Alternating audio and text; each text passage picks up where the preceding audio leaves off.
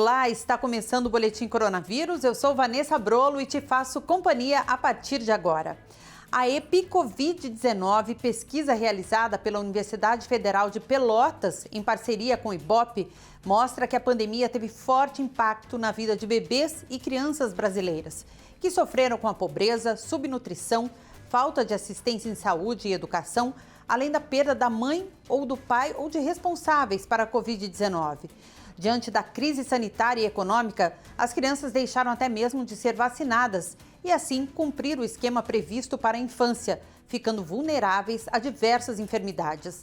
A pesquisa defende uma atenção especial à infância e o reforço de políticas públicas para minimizar os efeitos da pandemia e garantir não apenas a saúde das próximas gerações, mas também um capital humano que permitirá o desenvolvimento do Brasil nas próximas décadas.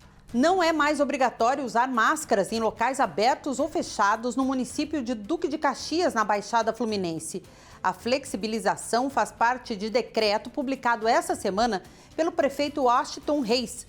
Segundo informações da prefeitura, o município tem 46,8% da população totalmente imunizada. Segundo o decreto, fica desobrigado o uso de máscara facial no período da pandemia de Covid-19 em local aberto ou fechado em todo o território do município de Duque de Caxias. Este caso não se aplica à pessoa que se encontre infectada ou com suspeita de estar contaminada com o novo coronavírus durante o período de transmissão. Atualmente, segundo a Prefeitura, Duque de Caxias já aplicou mais de 900 mil doses da vacina contra a Covid-19. O número de aplicações de primeira dose ultrapassou a marca de 70% da população-alvo e a segunda dose atingiu 46,8% dos moradores do município.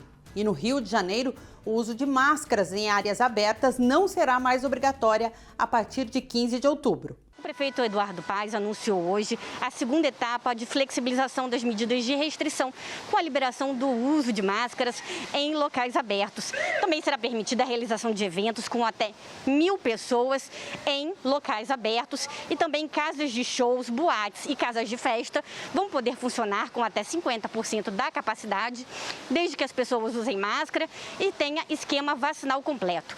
O prefeito acredita que até essa data, dia 15, 65% da população já estará com o esquema vacinal completo. A partir do dia 15 de novembro, quando o prefeito acredita que 75% da população do Rio de Janeiro já estará com todas as vacinas, começará a terceira fase da flexibilização, que prevê o uso obrigatório de máscara apenas em ambientes hospitalares e também no transporte público. Participam dessa decisão profissionais do Comitê Científico da Prefeitura do Rio de Janeiro, que são profissionais da FRJ, da Fiocruz, da Unirio e de outras instituições, e também 2 ex-ministros da Saúde e um ex-secretário nacional de Saúde e Vigilância em Saúde. A Prefeitura de Belo Horizonte, em Minas Gerais, também anuncia novas medidas de flexibilização. Nas escolas, o distanciamento de 1 metro entre os alunos acabou. E a partir do dia 18 de outubro, 100% das turmas podem voltar presencialmente. Com as mudanças, cada turma passará a ser uma bolha e deverá manter o distanciamento em relação aos estudantes de outras salas. Também está permitido o uso do ar-condicionado, a realização de eventos escolares, respeitando as regras estabelecidas em protocolos para eventos semelhantes, a prática de atividades desportivas de contato e a escovação de dentes, a liberação dos parquinhos e o uso do banheiro sem restrição de horário por turma. No comércio e serviços, as mudanças entram em vigor a partir de amanhã. Com isso, a limitação de permanência de pessoas no interior das lojas passa a ser de 1 a cada 4 metros quadrados. Atualmente, é permitido no interior das lojas de comércio varejista, no máximo 1 pessoa a cada 7 metros quadrados de área total. Também foi retirada a aferição de temperatura nesses estabelecimentos. Mas atenção, o uso de máscara está mantido. Para as academias também houve flexibilizações com a retirada das restrições a práticas de atividades coletivas, mantendo apenas a obrigatoriedade do uso de máscaras. A aferição da temperatura a partir de agora não é mais obrigatória. Houve também a retirada do parâmetro de número de pessoas por raia durante treinamento em piscinas, mantendo apenas a regra de distanciamento mínimo de 2 metros entre pessoas, já que elas estão sem máscara.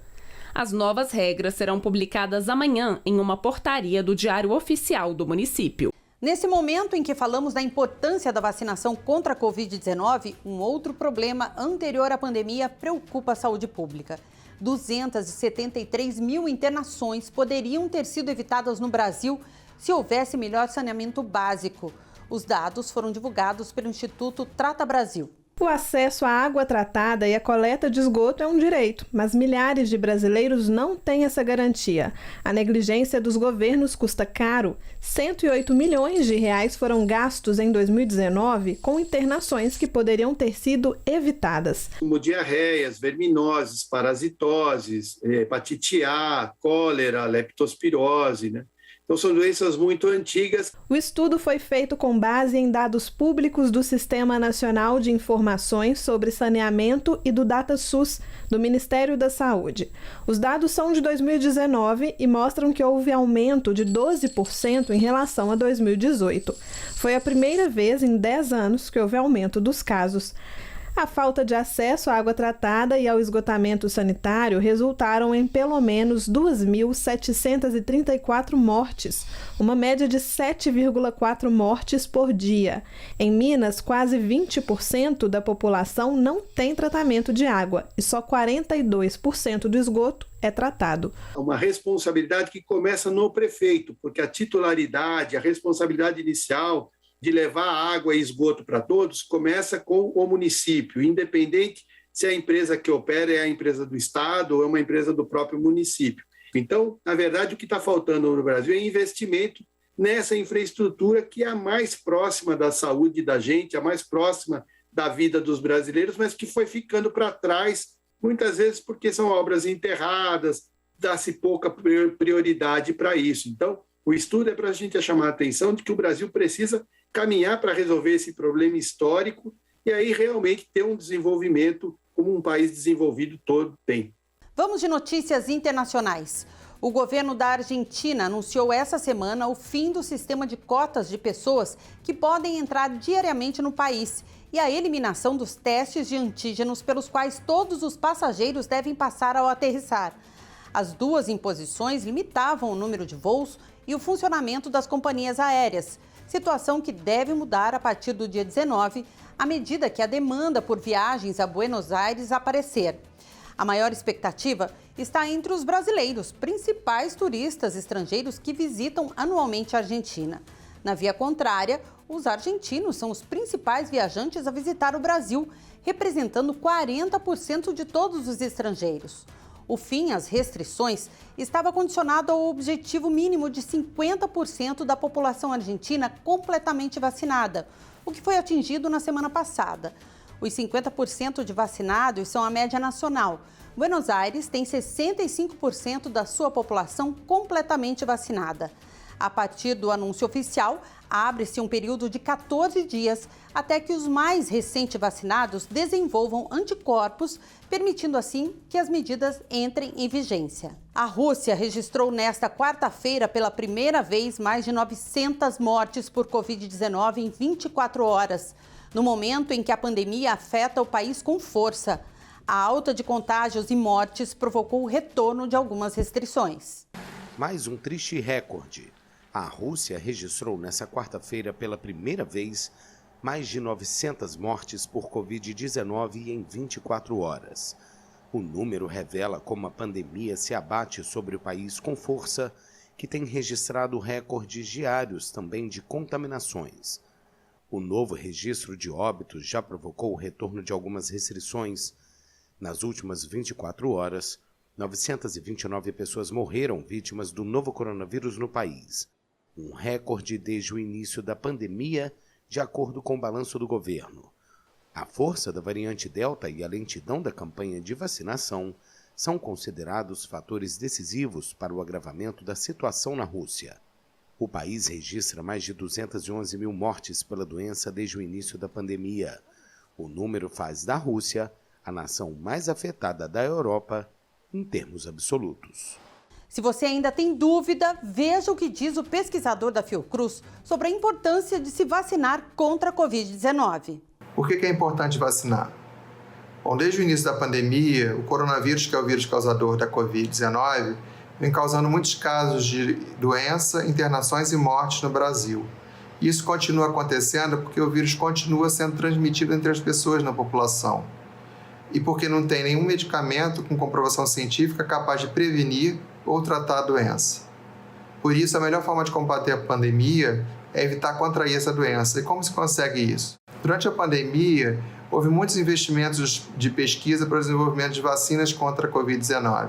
E as primeiras vacinas foram aprovadas por diversos países em dezembro e agora em janeiro, inclusive no Brasil.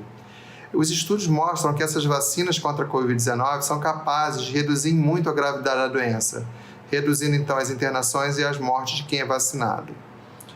Além desse efeito individual de proteção das pessoas contra as formas graves, quanto mais pessoas forem vacinadas na população, menor será o número de casos de doença, de sintomáticos.